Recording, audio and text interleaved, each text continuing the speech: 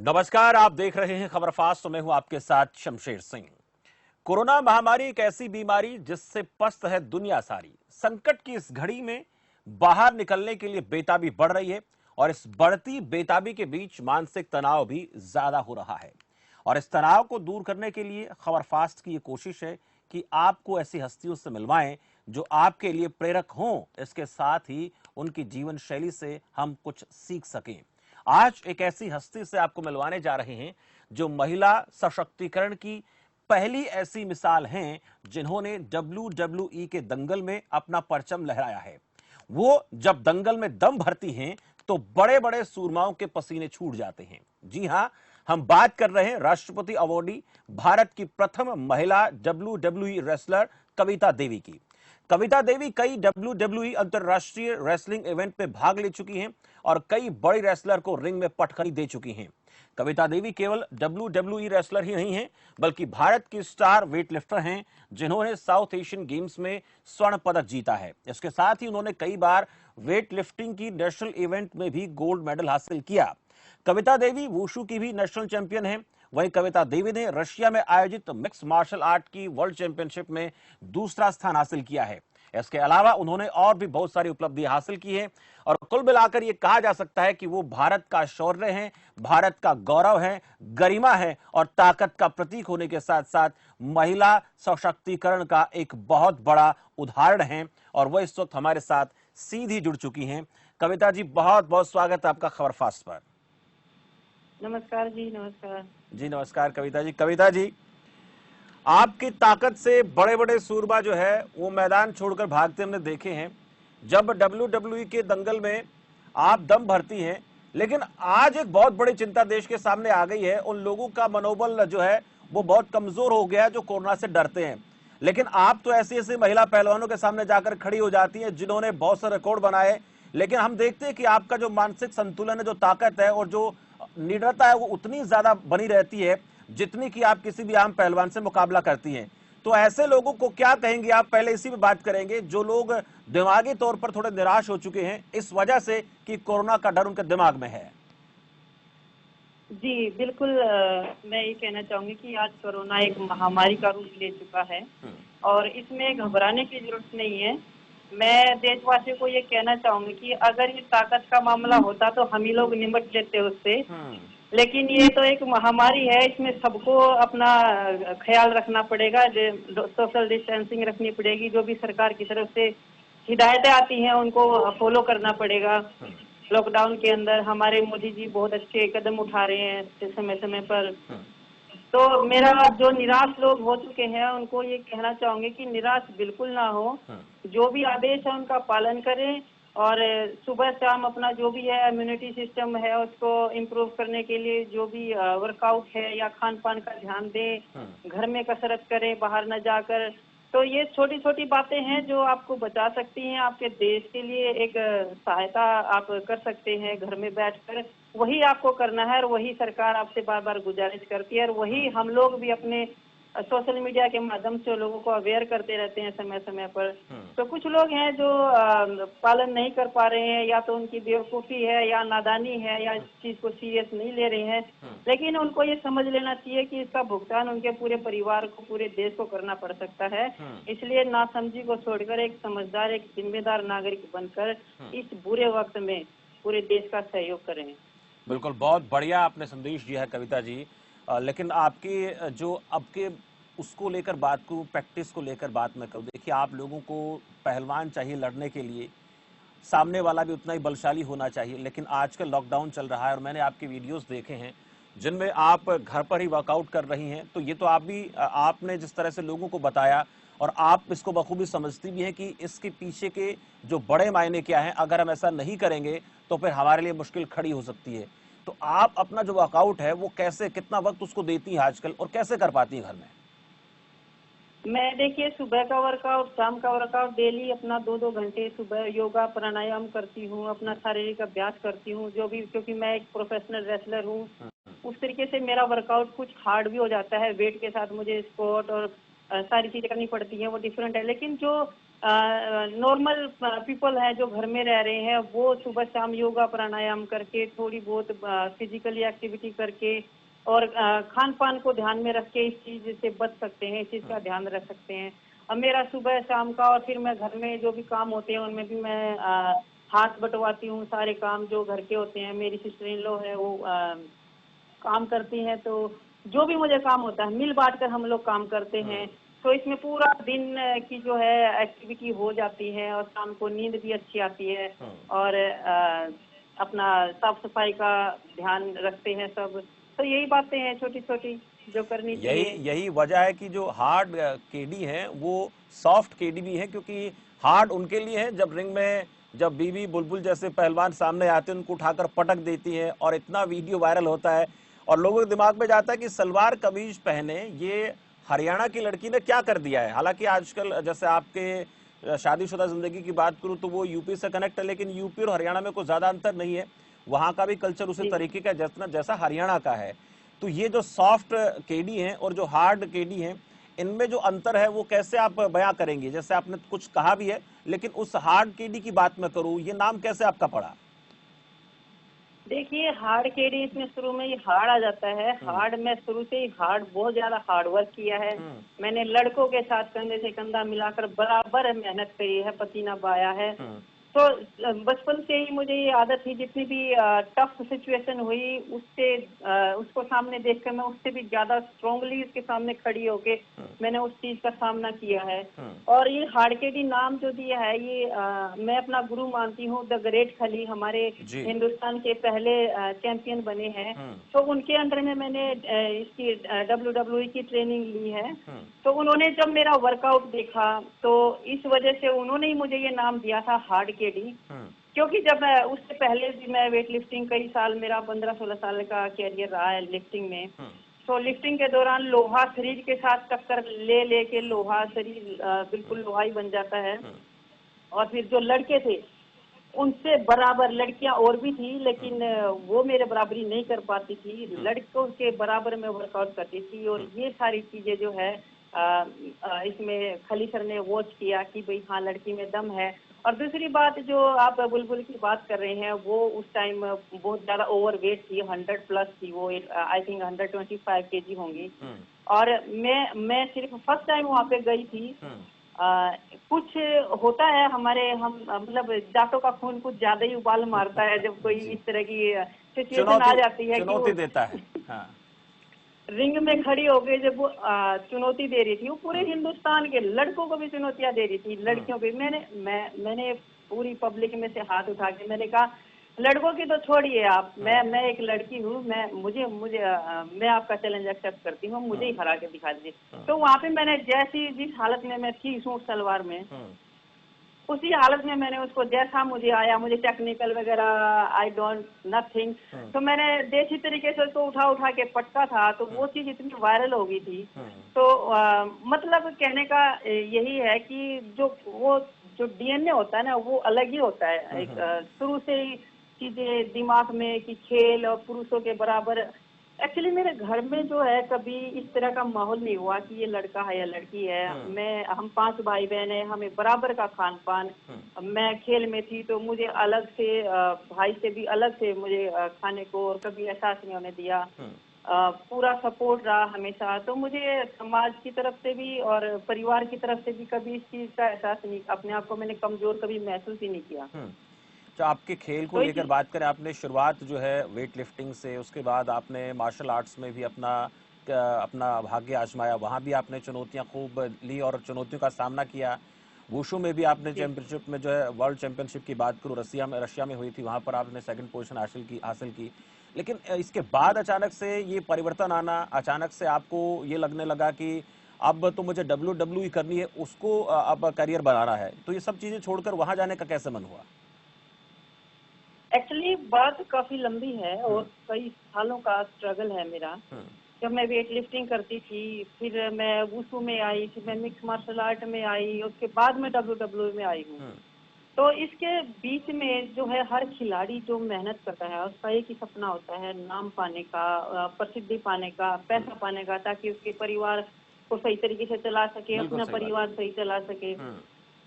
और जब ये चीजें नहीं मिलती हैं, दिन रात मेहनत करके भी जब ये चीजें नहीं मिलती हैं, तो कहीं ना कहीं निराशा आ जाती है सरकार की तरफ से भी। और अपने परिवार में भी फिर बोलने लग जाते हैं लोग कि भाई बहुत टाइम हो गया, अब छोड़ो, अब बच्चा भी है, मेरा एक बच्चा भी था, मैं बच्चे के बाद भी लगातार वेट लिफ्टिंग में वुशु में करती रही हूँ।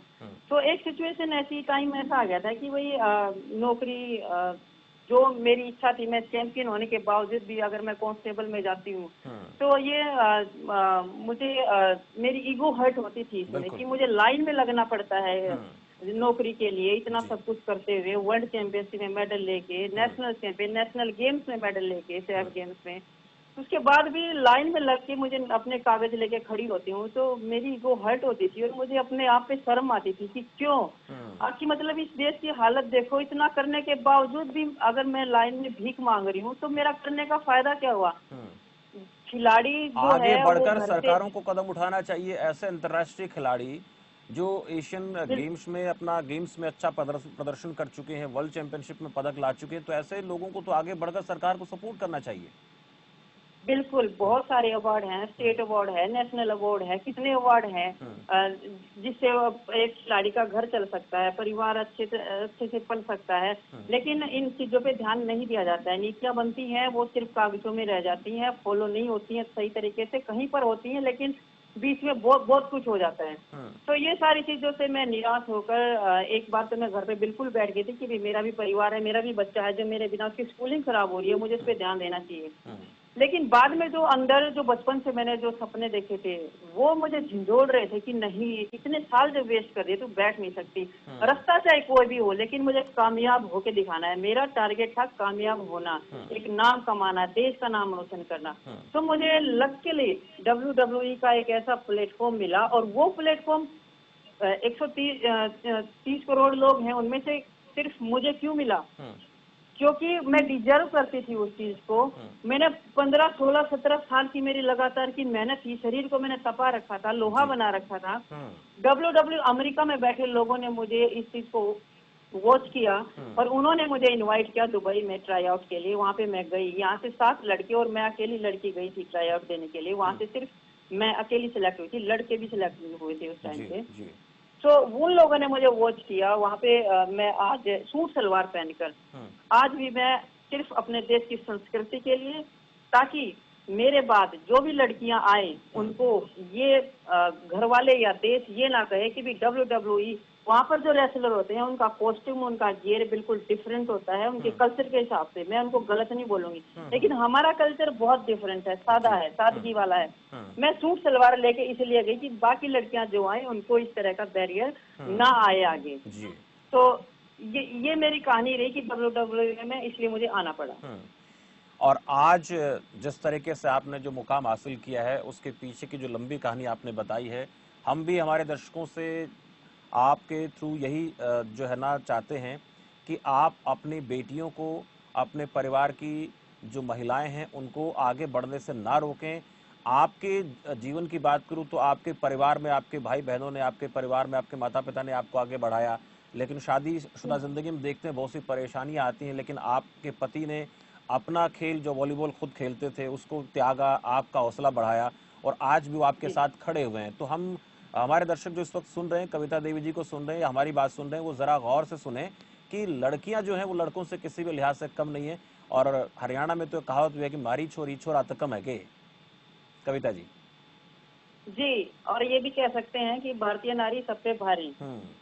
तो इसमें मैं ये कहना चाहूंगी कि शादी से पहले परिवार मेरा साथ था, शादी के बाद मेरे हस्बैंड ने मेरे साथ खड़े होके हमेशा हर कदम पर साथ दिया। लड़की को सिर्फ सपोर्ट की जरूरत है, हौसले की जरूरत है। शारीरिक रूप से मानती हूँ वो कुदरती है, कमजोर है, लेकिन वो दिन रात मेहनत करके सबके लड़कों से कहीं ज्यादा देश का नाम रोशन किया है, बुलंदी हासिल की है।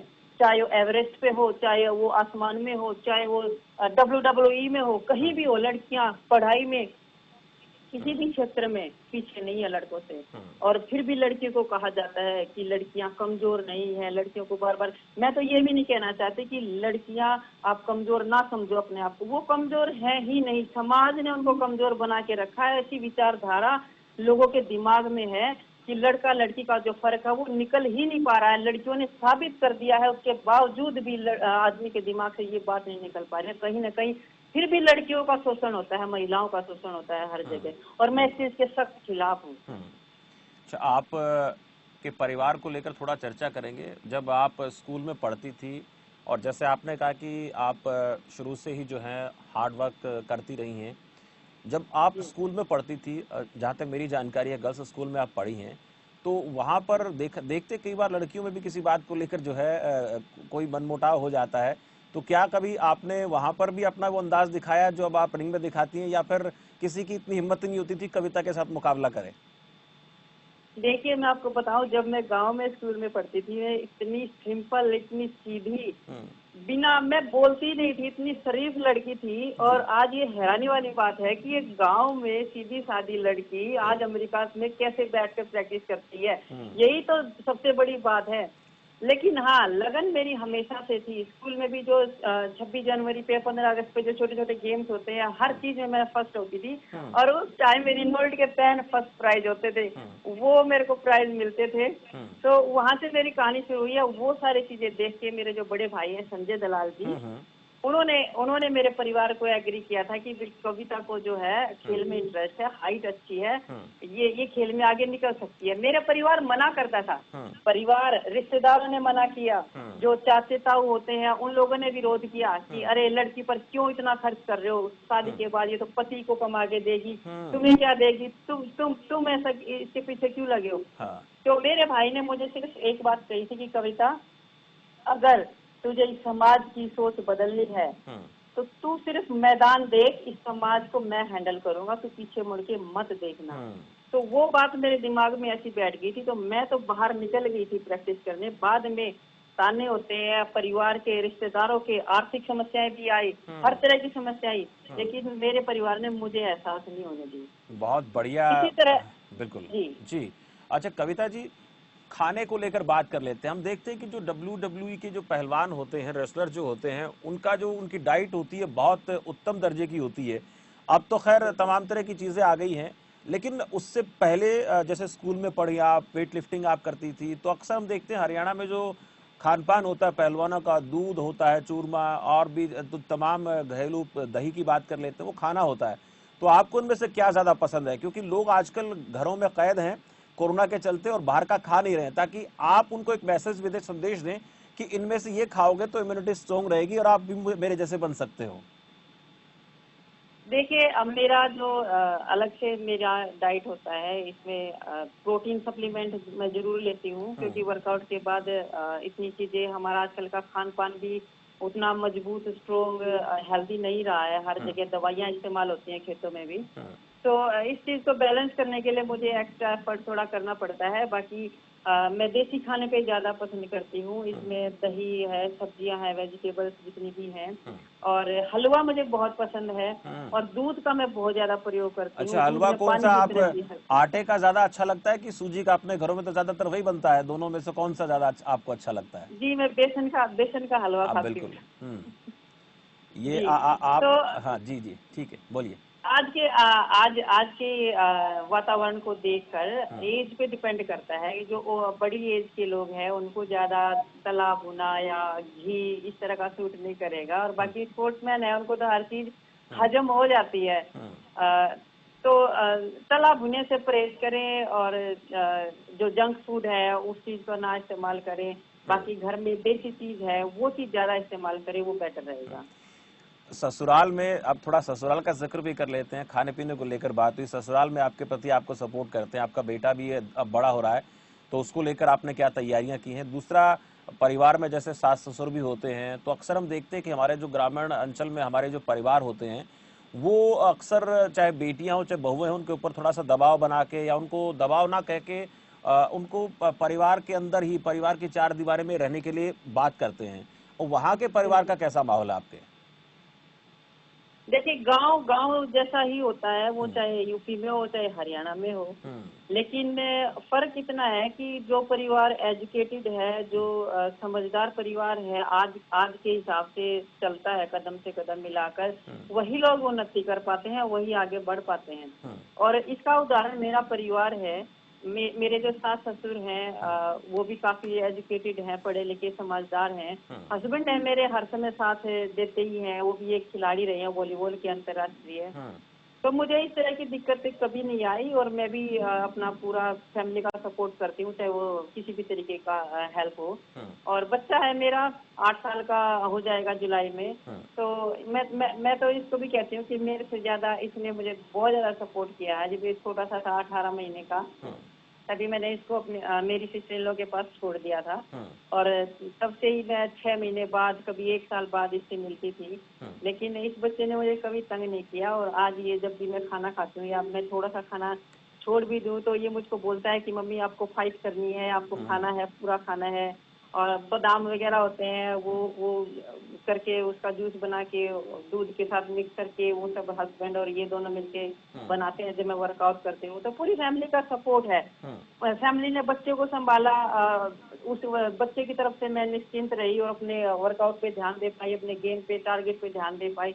तो पूरे परिवार का मिला जुला सहयोग है जो आज हम इस अच्छा, सिचुएशन पे ने कहा कि आपके लिए पूरी तैयारी घर में होती खाने पीने की, लेकिन आप जब अपने हाथ से बनाकर खिलाती हैं तो आप क्या बनाना पसंद करती हैं, क्या खिलाना पसंद करती हैं? और इन दिनों में तो बहुत वक्त है, जैसे आपने कहा कि बहुत से ऐसे काम है रसोई के, आप हाथ बटाती हैं, भैंस का दूध निकालना होता है, भैंसों को चारा खिलाना होता है, उनकी भी बहुत से झाड़ू निकालनी होती है उनके, वो भी इस तरह के काम है घरों में, मैं जानता हूँ। बिल्कुल है, बिल्कुल सारे काम है। हमारे घर में भैंस भी है, गाय भी है। तो मैं घर पे क्या करती हूँ कि मैं मेरी सिस्टर इन लॉ हैं, बड़े मतलब जेठ की वाइफ हैं। तो वो मोस्टली वो ज्यादा काम करती हैं। तो हम दोनों मिलकर क्या काम करते हैं, अगर मैंने झाड़ू निकाल दी तो वो पोछा लगा देती है, उसने सब्जी बनाई तो मैं रोटी बना लेती हूँ, उसने कपड़े धुले तो मैं तार पे सूखने डाल देती हूँ। तो हम लोग दोनों मिलकर ऐसे काम करते हैं और खाना खाना बनाते हैं दोनों। तो मैं स्पेशली अपने अभिजीत है मेरे लड़के का नाम, उस पर मैं थोड़ा सा फोकस कर रही हूँ क्योंकि अब वो 8 साल का हो गया और उसको भी इसी लाइन में हम लोग सोच रहे हैं कि उनके जो गौरव जी हैं वो चाहते हैं कि हमारे हिंदुस्तान के नाम आज तक ओलंपिक में डिस्कस थ्रो में कोई भी मेडल नहीं आ पाया है। तो हमारा दोनों का ये है कि हम अपने बच्चे को उस चीज के लिए तैयार करेंगे और मैं उसको देसी घी का हलवा बना के डेली शाम को और सुबह खिला। आनाकानी तो नहीं करता? आनाकानी नहीं करता खाने पीने में? बिल्कुल बच्चे देखते करता हैं है, चटपटा खाना बिल्कुल चाहिए, चिप्स बर्गर चाहिए बच्चों के, देखिए देखा देखी होता है सब कुछ। बिल्कुल करता है ये, बिल्कुल। बल्कि कल ही बर्गर मांग रहा था और उसने यूट्यूब खोल के कह रहा था कि मम्मी देखो इस पे देख लो और बना दो मेरे लिए। मैंने कहा ये हेल्दी नहीं है। तो मैं इसको हलवा बना के खिलाती हूँ, बिल्कुल नाक सिकोड़ के खाता है। बच्चों का आजकल जो है मैंने बहुत जोर दिया इस पे कि देसी खाने में और चिप्स वगैरह से अवॉइड ही करूँ। तो ये ठीक है, मान लेता है, बाकी जिद तो करता है, बच्चा है। अच्छा, खेतों में अक्सर हम देखते हैं कि हमारी जो बहन बेटियां हैं वो खेत में जाती हैं, चारा काट कर लेकर आती हैं, तो अक्सर जो भरोटी हम तैयार करते हैं उसको लेकर आते हैं। आजकल ट्रैक्टर हो गया, पहले बैलगाड़ी या फिर जो भी बुग्गी हमारे होती थी, आपने वो दौर भी देखा होगा। और अक्सर हम उम्मीद करते हैं कि जो दूसरा व्यक्ति है पास में खड़ा वो हमारी भरोटी को हमें उठवाए, और उसमें वजन बहुत ज्यादा हो जाता। तो आपने ये दौर भी देखा होगा? बिल्कुल देखा, मैंने किया है। जब मैं अपने घर में थी शादी से पहले, गेम मैंने 18 साल की उम्र में स्टार्ट किया। मेनली जो हॉस्टल में गई थी उससे पहले मैं गांव में ही थी। तो वहाँ पे मैंने गेहूं की फसलें भी काटी हैं, गेहूं और वो जो भूस होता है वो भी धोया है, सारा चीज, तो गोबर, आप तो दूध अपने आप उठा लेती निकालना। होंगी, किसी की जरूरत ही नहीं सामने वाले की, चाहे उसमें 1 मन वजन हो या 2 मन हो, 60-70 किलो तक वजन आराम से उठा लेती होंगी। एक्चुअली वो गठरी का वजन डिफरेंट शेप में होता है ना, तो उसमें दिक्कत होती है। आसान नहीं होता। वेट लिफ्टिंग वाला वजन है, ग्रिप पकड़ के, तो वो आसान होता है उठाने में, वो तो मैं उठा सकती हूँ। तो लेकिन बिल्कुल देखिए, गठरी का एक जगह। ये भी हम दर्शकों को बता दें कि ये सवाल मैंने इसलिए किया कि वेट लिफ्टिंग में जो आप जितने वेट लिफ्टर हैं जो वेट लिफ्टिंग करते हैं, उनसे ज्यादा मुश्किल काम उस गठरी को उठाना है जो हरे चारे की बांध करके कोई घर में लेकर आता है। जी कविता जी। बिल्कुल बिल्कुल। और हरियाणा में तो आदमी से ज्यादा औरतें काम करती हैं, खेतों में भी और घरों में भी, वो ज्यादा मजबूत हैं। तो औरतों को तो, लड़कियों को तो सिर्फ एक मौके की जरूरत है, लड़कियां तो ऑलरेडी बहुत मजबूत है, स्ट्रॉन्ग है। बिल्कुल। अच्छा कविता जी, अब थोड़ा इसको लेकर भी बात करें, आगे टारगेट आपने क्या रखा है, जो नेक्स्ट आपका टारगेट है वो क्या है? बहुत बड़ी बड़ी दिग्गज हैं, WWE की जो चैंपियन खिलाड़ी हैं और बहुत हार्ड लोग हैं, और उनका जो खाने पीने का तरीका है वो भी, ये मैं कहूँगा कि मेरे ख्याल में ज़्यादातर लोग मांसाहारी लोग हैं, हम तो शाकाहार पे जीवन बिताते हैं। तो उन लोगों के साथ लड़ना आसान तो नहीं होता, लेकिन अब जो तैयारी हो आगे की क्या है? मेरा सिर्फ एक ही टारगेट है हम्म। कि WWE की जो चैंपियनशिप बेल्ट है वो हिंदुस्तान के नाम करूं, हिंदुस्तान में उसको जीत कर लाऊं जितना जल्दी हो सके। और बात रही वो लोग नॉन वेजिटेरियन है, मैं वेजिटेरियन हूँ, इससे कोई फर्क नहीं पड़ता है। जी। हिम्मत जोश जज्बा होना चाहिए। पूरा देश मेरे साथ है। हमारे मेरी जो सोशल मीडिया पर लोग हैं, कमेंट करते हैं, जो प्यार करते हैं, वो लोग हमेशा इस बात की इंतजार कर रहे हैं कि आप कब हमें उसमें मिलेंगी देखने को और कब आप हिंदुस्तान आएंगी, हम आपका इतना स्वागत करेंगे, वो करेंगे। इस चीज का मुझे एहसास है और विश्वास भी है कि लोग पसंद करते हैं इस चीज को। तो सिर्फ एक दिन का इंतजार है जब मैं वो बेल्ट अपने कंधे पे डालकर हिंदुस्तान के नाम लेकर आऊंगी। बहुत बढ़िया। और हम भी ये दुआ करेंगे कि आप उस अचीवमेंट को हासिल करें, देश का नाम गौरव जिसने आपने और तमाम इवेंट में बढ़ाया। लगातार WWE में भी आप काम कर रहे हैं, लेकिन जब एक खिलाड़ी को इतना सारा काम करने के बाद भी जब मान सम्मान की बारी आती है, देखिए राष्ट्रपति अवार्ड पहली महिला जो होने का अचीवमेंट का आपने WWE में प्रथम भारतीय महिला होने का अवार्ड तो आपको मिला, लेकिन उसके बाद हम देखते हैं कि जो हमारी राज्य सरकारें हैं उन्होंने आपके अब तक करियर की बात करूं तो कोई ऐसा अवार्ड जो है आपको नहीं दिया है या फिर उसको लेकर बहुत ज्यादा गौर नहीं किया है। तो ये बहुत ऐसी जो खलती हैं चीजें दिमाग को कई कई बार परेशान कर देती हैं। तो कभी आपको भी लगा ऐसा? बिल्कुल खलती है, नाराजगी होती है, लेकिन हम बयान नहीं करना चाहते उस चीज को, क्योंकि हम लोगों ने पसीना बहाया है, खून बहाया, आंसू बहाए हैं मैदान में। इसलिए हमें जोर पड़ता है अगर जब हम किसी से भिखारी की तरह मांगने पहुंच जाते हैं। हम चाहते हैं कि हमारी चमक जो है वो लोगों तक पहुंचे, वो लोग खुद देखें, हमें इनवाइट करें। हम उस चीज के सम्मान के भूखे होते हैं, हम लोगों ने मेहनत की है। तो मैं इस चीज में नाराज हूँ, बिल्कुल हूँ। योगी सरकार से यूपी सरकार ने अभी तक इस तरह का कोई कदम नहीं उठाया है। स्टेट अवार्ड बहुत सारे हैं, वो और हरियाणा सरकार की तरफ से ऐसा कुछ नहीं हुआ है। राष्ट्रपति जी ने मुझे मिनिस्ट्री की तरफ से फर्स्ट लेडी अवार्ड दिला चुके हैं, उसके बावजूद भी। लेकिन इसमें आप लोगों के माध्यम से कई बार आप लोगों ने कोशिश की है इस बात को पहुंचाने की, मुझे नहीं पता कि क्या वजह है, क्यों वो लोग इस चीज को इन लोगों की नजर में क्यों नहीं आया है। पर मैं आज मैं इतनी जिस चीज से नाराज होकर मैं वहां से निकली थी और फिर मैंने अपना एक मुकाम बनाया अलग से। अब मैं किसी को ये नहीं कहने जाऊंगी कि हाँ मुझे नौकरी दो या मुझे ये सम्मान दो। आपको लगता है, अगर आपको लगता है कि आपका देश का नाम भारत वर्ल्ड पे लिखा गया है, WWE की हिस्ट्री, एक नई हिस्ट्री क्रिएट हुई है और कविता देवी ने करी है, तो आप अगर मुझे इस लायक समझते हैं तो आप मुझे इनवाइट करिए, आपका स्वागत है। बिल्कुल। लेकिन मैं किसी के दबाव पर नहीं जाऊंगी। जी, ये आत्मसम्मान है आपका, और इसी आत्मसम्मान के बलबूते अगर आपका आत्मसम्मान आपको नहीं झकझोरता तो शायद आज हिंदुस्तान का जो नाम आपने रोशन किया WWE में, वो आज हम नहीं देख पाते। और इसी आत्मसम्मान के बलबूते कविता जी आप आगे बढ़ते रहिए, क्योंकि आपका जो आत्मसम्मान है, आपका जो मान सम्मान है, वो हम पूरे देशवासियों का मान सम्मान, आत्मसम्मान है, उसको आप बनाए रखें, उस गौरव को बढ़ाते हैं। हम भी यही दुआ करेंगे। और सरकारें जो इस वक्त हमारी बात सुन रही है तो जरा गौर करें, अगर बेटियों को आप बराबर का दर्जा देने की बात करते हैं तो उस मान सम्मान का भी आप ख्याल रखें। बहुत बहुत शुक्रिया कविता जी हमसे बातचीत करने के लिए आपका।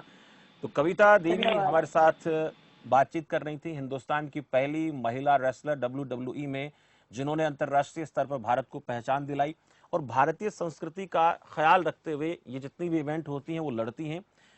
जो पाश्चात्य संस्कृति के लोग हैं WWE में जो अपना भाग्य आजमाते हैं, उनका अपना अलग पहनावा होता है, अलग खान पान होता है, लेकिन ये पूरी तरह से शुद्ध सात्विक भारतीय परंपरा का वहां पर निर्वाह करती हैं।